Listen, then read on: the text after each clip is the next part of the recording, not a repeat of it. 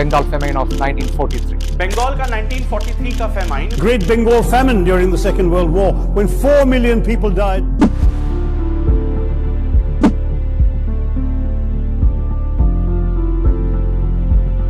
(1943) का बंगाल, एक ऐसी जमीन जहां पहले फसल की खुशबू होती थी, आज वहां सिर्फ भूख का सन्नाटा था। पर सबसे बड़ा सवाल ये था, ये भूख कुदरत की देन थी या किसी इंसानी फैसले का अंजाम। एक गुप्त रिपोर्ट लंदन पहुंचती है जिसमें लिखा था, this famine is man made. आखिर बंगाल को इस कत्मे आम जैसी भूख की आग में किसने ढकेला? राज का पर्दा अब उठने वाला है। कहानियां बताती है कि उस साल बंगाल की सड़कों पर जिंदगी थमी नहीं, बल्कि धीरे धीरे बुझ रही थी। दुकानें खाली, मंडियां सूनी और लोग एक मुट्ठी चावल के लिए रास्ते पर गिरते पड़ते नजर आते थे। इस महाभूखमरी के पीछे 3 काले सच छुपे थे। पहला, वॉर टाइम पॉलिसीज। अनाज सिपाहियों तक पहुंच रहा था पर बंगाल के पेट खाली रह गए। दूसरा, बोट डिनाइल पॉलिसी। नाव तक जब्त हो गई, लोगों का सहारा छीन गया। तीसरा, प्राइस मैनिपुलेशन। चावल की कीमत आसमान पर, गरीब जमीन पर गिर गए। गाँव-गाँव के बच्चे सिर्फ एक ही सवाल पूछते थे, माँ खाना कब मिलेगा? और बंगाल चुप था। सबसे हैरानी की बात, कुछ सरकारी गोदामों में अनाज पड़ा था, लेकिन लोगों के लिए दरवाजे बंद थे। लोग मिटते गए और दुनिया देखते रह गई। ये सच कितनी देर तक छुपा रहता? हिस्ट्री ने बताया, बंगाल फैमिन कोई प्राकृतिक आपदा नहीं, एक मैन मेड डिजास्टर था। एक ऐसा सिलसिला जिसमें 30 लाख जिंदगियां धड़कते धड़कते चुप हो गई। आज भी बंगाल की हवा एक ही सवाल पूछती है, भूख से ज्यादा खतरनाक क्या होता है? वो फैसले जो इंसान को इंसान का दुश्मन बना देते हैं।